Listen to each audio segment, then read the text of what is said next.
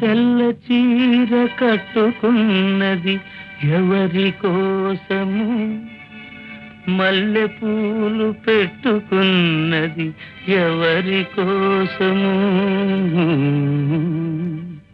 తెల్ల చీర కట్టుకున్నదెవరి కోసము, మల్లె పూలు పెట్టుకున్నదెవరి కోసము.